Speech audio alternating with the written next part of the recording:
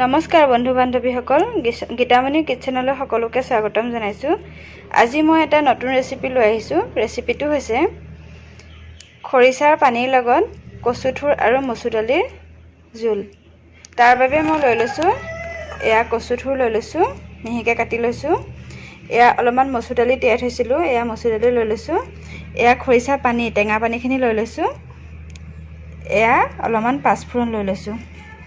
এতিয়া মই কচু থুৰখিনি আৰু দালিখিনি একেলগে কুকাৰত বইল কৰি দিম।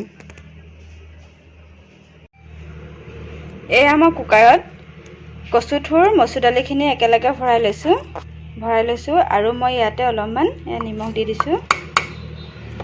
এতিয়া পানী দি পেলাই 3টামান হুইচেল মাৰিলে ৰাখি দিম। এয়া মই কুকাৰত উঠাই দিলোঁ। এতিয়া 3টামান হুইচেল মাৰিলে ৰাখি দিম। এয়া খৰিচা পানীখিনি দিয়া নাই। এইখিনি যেতিয়া মই তেল মাৰিম, পাঁচফোৰণ দি তেল মাৰিম, তাৰপিছত খৰিচা পানীখিনি দি অলপ সময় উতলিবলৈ দিব লাগিব। এয়া মোৰ চাওকচোন, দালিখিনি মই সিজাই ল'লোঁ। এতিয়া মই কেৰাহীত তেল গৰম কৰি ল'ম। কেৰাহীত তেল গৰম হৈ গৈছে। এতিয়া মই ইয়াতে অলপমান পাঁচফোৰণ দি দিম। পাঁচফোৰণ দি দিম আৰু 2টামান কেঁচা জলকীয়া দি দিম। এতিয়া মই হালধি দি দিম।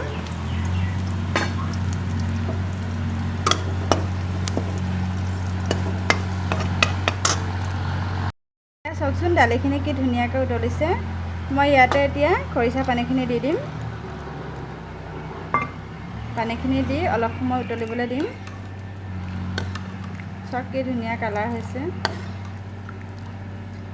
এতিয়া অলপ সময় উতলিব দেই। এয়া চাওকচোন, মোৰ খৰিচা আঞ্জাখন বনোৱা হৈ গৈছে। এয়া মই কাঢ়ি ল'লোঁ। খৰিচা, কচুথুৰ আৰু মচুৰ দালি কি ধুনীয়া হৈছে চাওকচোন, কালাৰটো কি ধুনীয়া হৈছে। খাবলৈও বহুত টেষ্টি লাগে। আপোনালোকেও বনাই খাবচোন সকলোৱে। আজিকালিতো বাঁহৰ গাজ প্ৰায় মানুহৰ ঘৰতে থাকেই।